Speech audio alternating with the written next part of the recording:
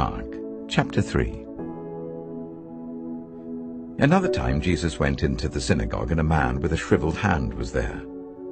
Some of them were looking for a reason to accuse Jesus, so they watched him closely to see if he would heal him on the Sabbath.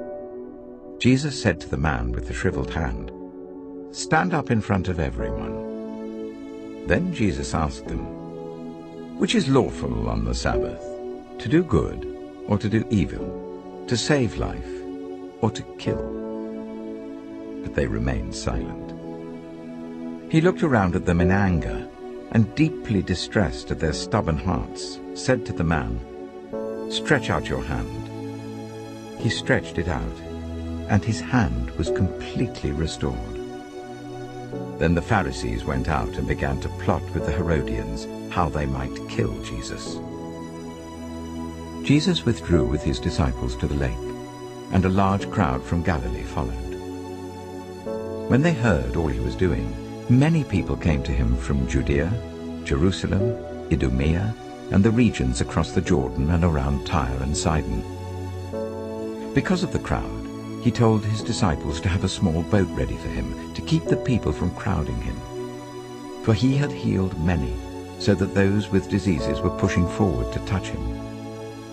Whenever the impure spirits saw him, they fell down before him and cried out, "You are the Son of God." But he gave them strict orders not to tell others about him.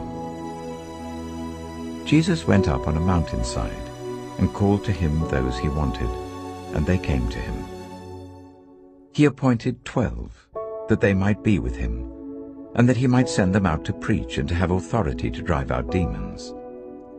These are the 12 he appointed: Simon, to whom he gave the name Peter, James, son of Zebedee, and his brother John. To them he gave the name Boanerges, which means sons of thunder.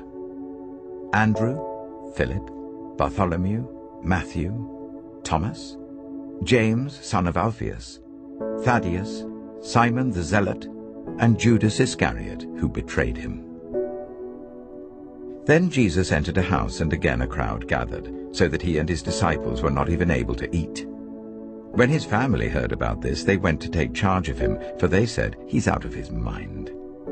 And the teachers of the law who came down from Jerusalem said, "He is possessed by Beelzebul. By the prince of demons he's driving out demons." So Jesus called them over to him and began to speak to them in parables. "How can Satan drive out Satan? If a kingdom is divided against itself, that kingdom cannot stand.